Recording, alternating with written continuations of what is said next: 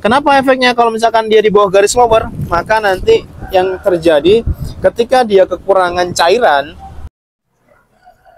Assalamualaikum warahmatullahi wabarakatuh. Kembali lagi di channel Ajura Tutorial bersama Yogi. Hari ini kita akan coba review buat teman-teman semua. Ini adalah Vario 160. Sekilas warnanya tampak sama, yaitu hitam doff. Tapi secara detail motor ini tentunya berbeda. Perbedaannya seperti apa? Simak terus videonya.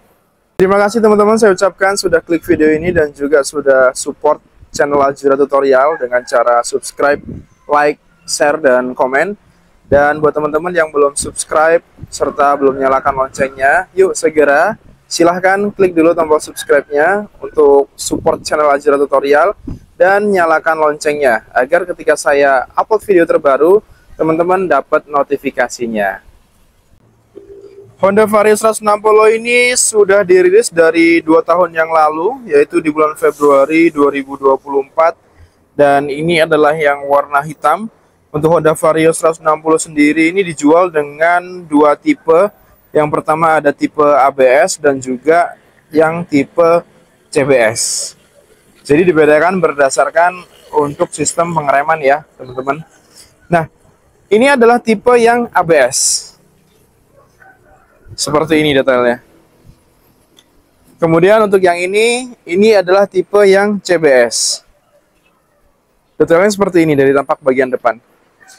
Kalau dilihat secara sekilas, ini tidak ada perbedaan dari bagian depan ya. Secara tampilan, semuanya warna hitam doff. Untuk covernya, di sini warna hitam, ada tulisan Honda. Di sini pun sama, ada tulisan Honda gitu ya. Sama. Nah, tapi kalau kita lihat detail, ini ada beberapa perbedaan. Karena ini adalah yang tipe ABS. Untuk OTR Lampung ini di 31 jutaan. Untuk yang tipe ABS, silahkan dicatat. Kemudian yang tipe CBS ini di 28 jutaan. Nah, kalau kita lihat secara detail, ini banyak banget perbedaannya teman-teman. Yang pertama, teman-teman bisa perhatikan dari bagian roda. Bagian terkecil lah ya. Dari kembangan roda ini sudah berbeda teman-teman. Di sini untuk tipe yang CBS kembangannya seperti ini. Dan untuk bannya sendiri di sini menggunakan merek IRC. Mereknya IRC. Kemudian kita juga bisa melihat dari piringan cakram. Untuk piringan cakram tidak ada pulsering-nya. Pulsering itu artinya yang lubang-lubang kecil yang di sini. Nah, itu adalah pulsering, fungsinya untuk mendeteksi putaran roda depan. Itu hanya ada di tipe yang ABS. Nah, kalau yang CBS ini nggak ada. Ini teman-teman bisa lihat dari bagian depan untuk bedain yang CBS atau yang ABS. Nah, ini yang CBS seperti ini detailnya. Warna pelek sama. Warna peleknya sama. Kembangan, bukan kembangan, apa namanya? Desain peleknya pun sama, teman-teman. Gitu. Nah, yang pertama tadi ban ya.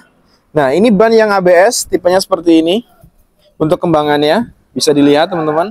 Dan untuk mereknya di sini sama menggunakan IRC ya. Ini bannya mereknya Federal teman-teman. Ini bannya mereknya Federal. Cuman kalau dilihat dari tekstur kembangannya ini nggak jauh berbeda sebenarnya dengan yang IRC. Cuman kalau dilihat secara merek ini ternyata pakainya Federal untuk bannya. Kemudian untuk piringan cakram. Nah, piringan cakramnya ini dia ada pulsering-nya. Nah, ini yang saya maksud pulsering tuh, teman-teman. Ini untuk mendeteksi putaran roda depan. Sensornya ini di sini dan ada kabelnya yang menuju ke modul ABS yang ada di dalam sini. Nah, ini untuk yang tipe ABS. Juga ada tulisan ABS di bagian spakbornya, teman-teman. Nah, itu perbedaan di bagian depan untuk sistem pengereman yang ABS atau tipe motor yang ABS dan yang non ABS. Itu bagian bawah. Sekarang kita geser ke bagian atas. Nah, kalau di bagian atas, teman-teman bisa perhatikan dan lebih detail lagi perhatikannya. Di sini di bagian kepala tuh ada perbedaan. Apa coba kira-kira perbedaannya? Ya, bener banget. Perbedaannya adalah untuk sistem pengereman. Ya, di bagian kanan dan kiri di sini ada tangki untuk minyak rem. Ya, tangki untuk minyak rem, karena untuk sistem ABS depan belakang pengeremannya sudah hidrolik. seperti ini, ada tangki minyak rem. Tapi kalau yang di tipe CBS ini belum ada, hanya ada satu ya, ada satu di bagian rem depan saja. Nah, ini kalau teman-teman perhatikan secara detail ya, gitu perbedaannya. Kemudian kita cek lagi, teman-teman bisa juga ngecek dari bagian belakang. Dari bagian belakang ini yang tipe CBS ya. Untuk tipe yang CBS, untuk sistem pengereman belakangnya menggunakan tromol, belum sistem rem hidrolik. Tapi untuk yang ABS, di sini menggunakan hidrolik, alias rem cakram seperti ini. Untuk bannya juga sama, menggunakan merek Federal dan kembangannya menyerupai bagian kembangan yang depan, yang ABS. Untuk yang CBS pun sama dengan kembangan yang ada di depan. Mereknya adalah IRC gitu. Secara ukuran ban sepertinya sama, yaitu di ukuran berapa, coba kita lihat ya teman-teman ya. Di sini ukuran bannya 120/70 untuk yang CBS. Kemudian untuk yang ABS di sini ukuran bannya ada di 120/70, sama juga untuk ukuran bannya, hanya kembangan beda dan merek pun beda. Ini Federal, yang ini IRC gitu ya. Kemudian kita lanjut secara tampilan di bagian speedometer. Secara tampilan ketika dia posisi mati tidak ada perbedaan. Ini adalah yang tipe ABS seperti ini ya. Kemudian kita geser ke yang CBS. Yang CBS seperti ini. Nah, detailnya motornya nggak bisa dihidupin sih soalnya. Detailnya kalau misalkan teman-teman ngidupin, di sini ada tambahan indikator ABS untuk yang tipe ABS. Tapi kalau yang nggak ada, yang tipe CBS ini nggak ada indikator ABS-nya, gitu. Secara tampilan dari stang ini sama saja. Ada ISS-nya, tombol starter, kemudian klakson, sen kanan, sen kiri, ada lampu jarak jauh, jarak dekat. Bagian yang ABS pun sama teman-teman. Nah seperti ini, gitu, sama. Hanya yang membedakan itu, gitu. Dan harganya tadi juga berbeda ya. Lebih mahal untuk yang ABS karena sistem pengeremannya ABS. Tentunya harganya beda teman-teman. Nah kalau dilihat dari bagian belakang, teman-teman bisa lihat dari lampu belakang ini tidak ada perbedaan sih dibandingkan dengan Vario yang CBS. Ini desainnya seperti ini.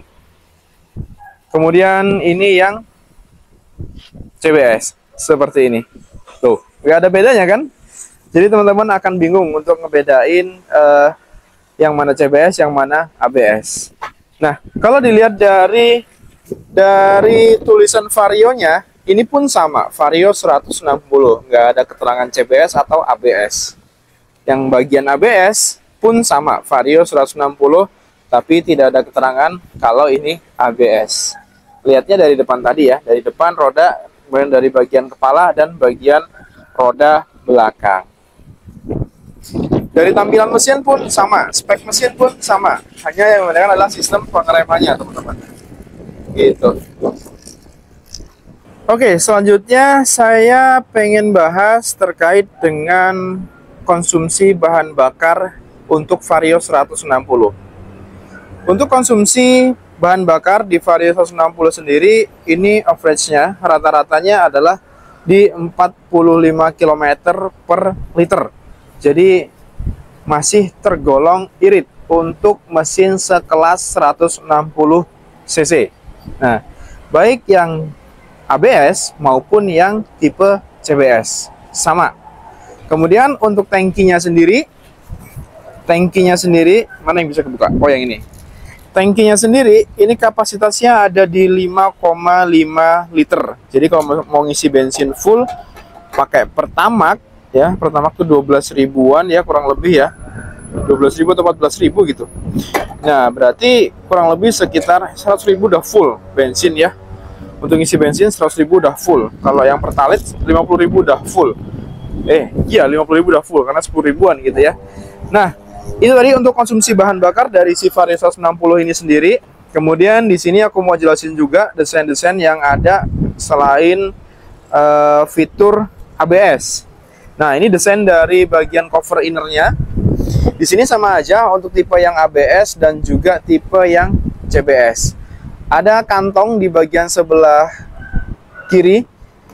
Ya, di sini teman-teman bisa buka dengan cara diklik aja seperti ini, kemudian dia akan ngebuka. Nah, seperti ini. Ini agak seret, teman-teman. Nah, tuh. Iya, agak seret, tapi ini berfungsi. Tuh, bisa ngunci, kemudian tekan lagi. Nah, ini akan ngebuka. Baru dibuka. Nah, di dalam sini ini ada power charger, tinggal colok USB aja. Tuh, outputnya udah gede, lumayan gede, yaitu di 2,1 ampere. Sudah fast charging ya. Biasanya kalau yang pakai power outlet itu di motor-motor Beat ya, motor Beat yang sekarang itu masih di 1 ampere outputnya. Kemudian di bagian sebelah kanan, di sini ada kantong juga yang cukup lumayan besar.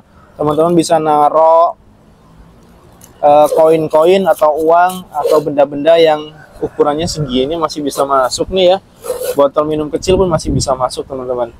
Nah, ini untuk Vario 160 sendiri ini sudah aman banget karena sudah dilengkapi dengan fitur Smart Key, yaitu keyless-nya Honda gitu ya. Jadi di sini knopnya seperti ini bentuknya. Dia tidak ada lampu ringnya. Kemudian untuk remote-nya ada 2 tombol. Kalau Beat yang terbaru sekarang kan 1 tombol ya, teman-teman ya. Kemudian juga ada answer back dan juga sudah ada alarmnya. Jadi teman-teman mudah kalau mau cari motor ini di parkiran. Kemudian lebih aman karena ada alarmnya. Dan juga untuk Smart Key ini sudah tidak bisa dibobol lagi, teman-teman. Mantap kan? Keren ya. Kemudian ini desain dari pijakan kakinya. Pijakan kakinya seperti ini. Jadi cukup lumayan lebar, bisa buat narok galon. Coba aku mau tes tempat duduknya juga, teman-teman. Tempat duduknya tuh nyaman nggak sih, gitu ya. Nah, kalau secara tempat duduk nyaman, kakinya itu lega di area sini. Dan untuk tempat duduknya juga nyaman, agak lebar gitu ya. Jadi kalau misalkan mau jalan jauh, nggak perlu khawatir pegel. Karena memang kondisinya yang sangat nyaman gitu ya. Kalau secara pegangan tangan di sini juga nyaman ya, karena dia stangnya itu nggak terlalu panjang, nggak terlalu pendek, jadi sedang gitu ya. Cocok lah untuk teman-teman yang tinggal di Indonesia. Untuk orang-orang Indonesia ini cocok, teman-teman, gitu.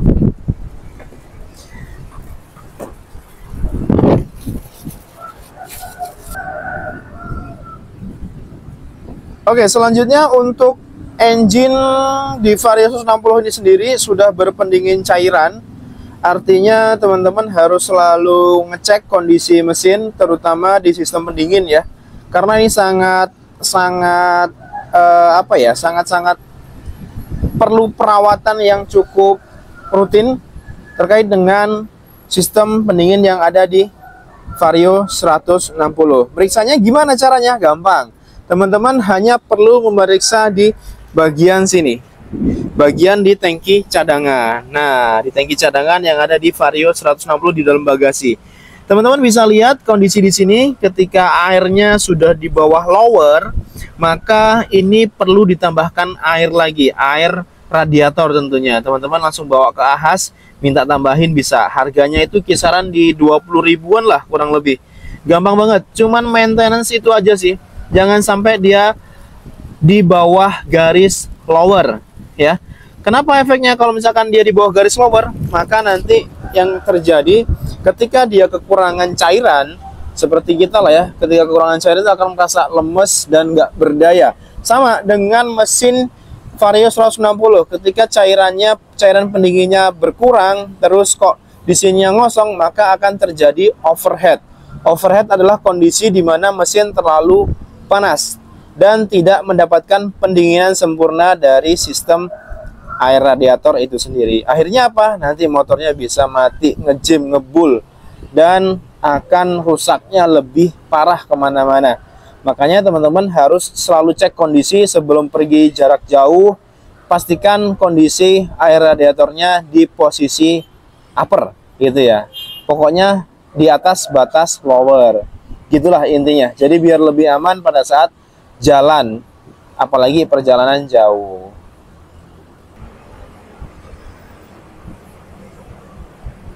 Yowes, sepertinya itu saja yang bisa saya review buat teman-teman semua. Semoga bermanfaat dan teman-teman bisa membedakan untuk Vario 160 yang CBS dan juga yang ABS. Untuk harga, ingat ya, untuk yang ABS ini OTR Lampung di 31 jutaan dan untuk yang CBS ini di 28 jutaan aja.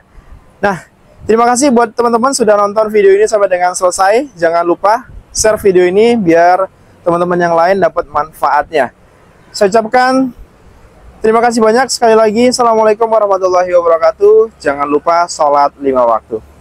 Bye-bye. Sampai ketemu video berikutnya.